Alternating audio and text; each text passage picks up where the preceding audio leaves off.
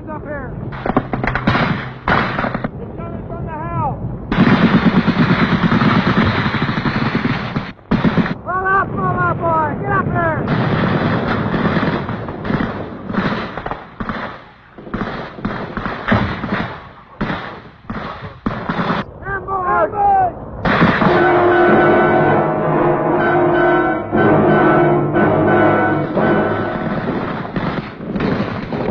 These Marines on patrol made contact with the elusive enemy when the Viet Cong struck in a variation of his favorite tactic, a surprise attack from the shadows. But the VC, already aware he has little chance of winning a stand-up fight, is learning he is being engaged by a fighting force quite different from that he met and defeated a decade ago.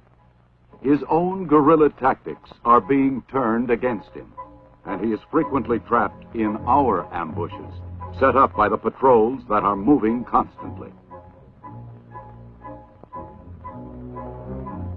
It is through skillful use of patrols of many different sizes and types that our military commanders in Vietnam maintain contact with the enemy and exert the constant pressure which is weakening the VC's grip on areas he has controlled for years by tyranny and terror. Our success with the military action of patrol and ambush, backed up by an expansive civic action program, continues to win the trust of the people in Vietnam. Many are no longer afraid to give us the information that leads to the enemy's hidden caches of supplies, often including a variety of weapons, and to Victor Charlie himself.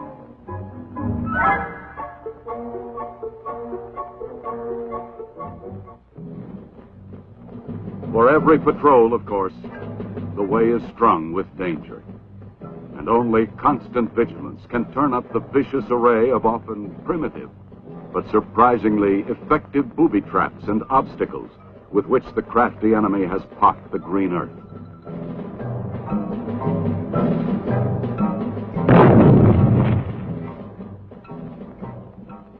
Every cave must be thoroughly and cautiously explored. Even a youngster plodding along the road could have a grenade concealed in the heavy burden. It has happened before.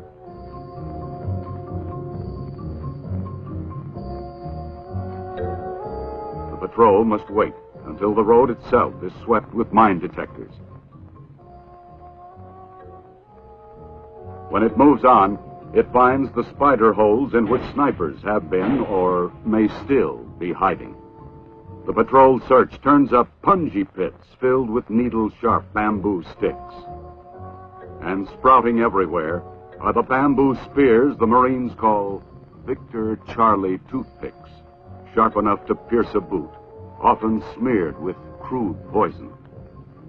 Handmade explosives are set to detonate at the slightest tug on a tripwire.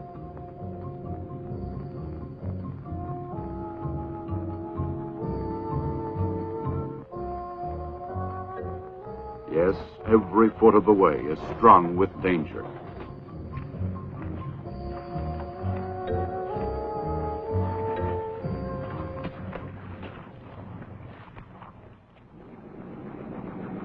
Careful planning goes into every patrol action. Lieutenant Colonel Robert R. Dickey briefs Marine and Army members of his staff on the location and possible strength of the enemy. Then, elements of the 3rd Marine Regiment are lifted by helicopter for a patrol in force along the Songuvia River 50 miles away. The swift air movement is expected to catch the guerrilla force in that area off guard and reduce the danger of running into enemy ambush.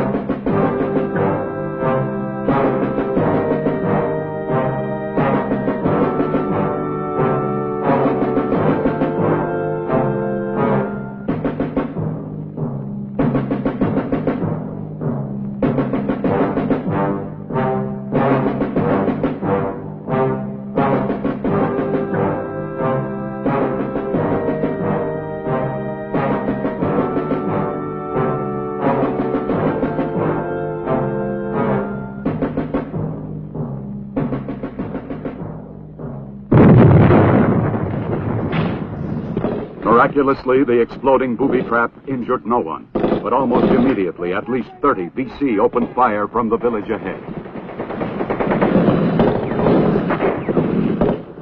Bullets rip through the leaves, and a Marine is hit. Then the Navy hospital corpsman, who crawled to help him, is also wounded.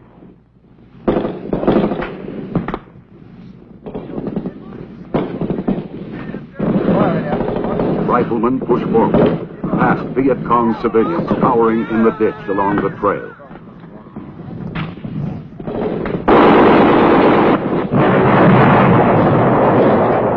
The action is heavy, but finally the firepower of Delta Company's 1st Platoon begins to tell, and the enemy tries to disengage.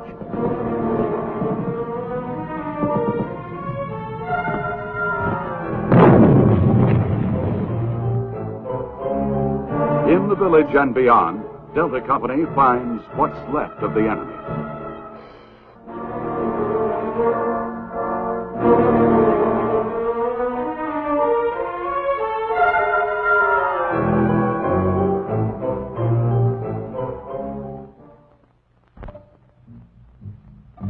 The search yields confirming evidence that the Viet Cong has been there in strength.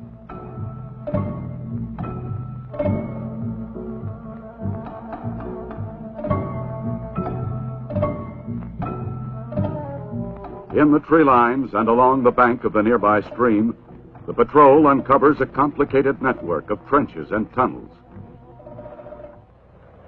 After a careful probing, Marine combat engineers are called forward to destroy the enemy fortifications.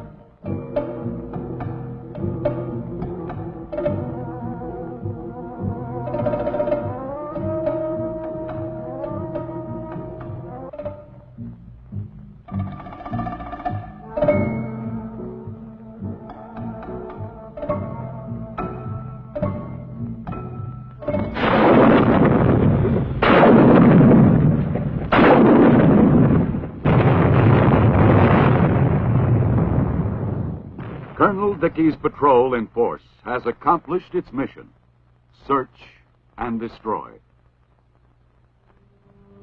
The rivers and streams of South Vietnam are well-traveled highways, used for centuries in a country where good roads are few.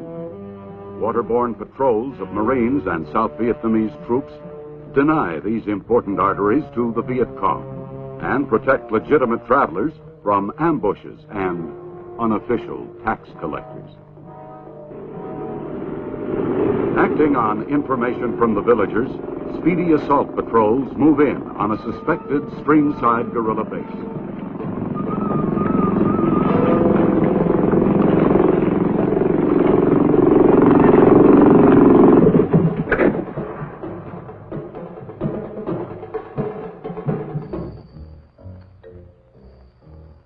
Always, the mission of the patrol is to make contact with the enemy, to determine his strength, disposition, and intentions, to seek him out and destroy him.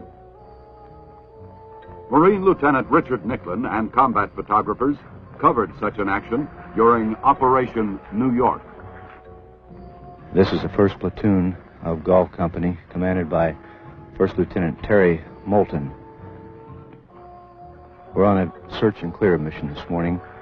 This is going to be a methodical search, house by house, village by village, as we move north.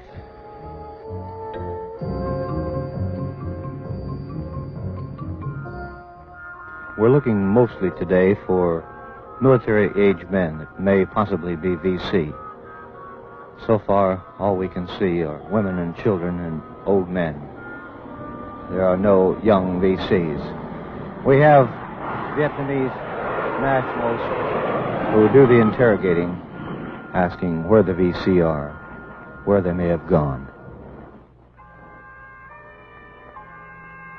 We're looking for tunnels, caves, anything where the Viet Cong may hide.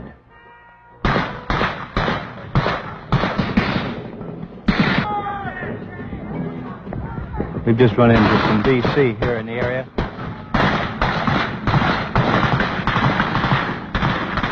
Right immediately to our front is a group of huts at the edge of a small village, getting some return fire.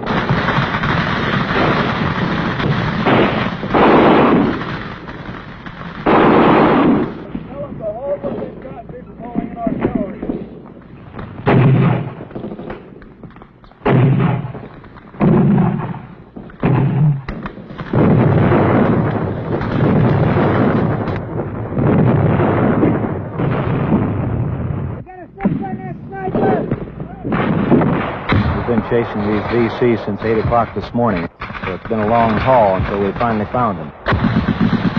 Evidently, they decided to stand and fight. These Viet Cong are elusive. You can't see them. All you can do is hear the bullets as they come at you. They've just moved out on a line to assault this position, heading in with everything they've got. And if there's any VC in there, that'll sure as hell clean them out. Those words speak of the courage and determination and high resolve of all the men and women, civilian and military, supporting the pledge of President Johnson that the threat of a communist takeover in South Vietnam will be eliminated, and peace with freedom and the right of self-determination will be won for its people.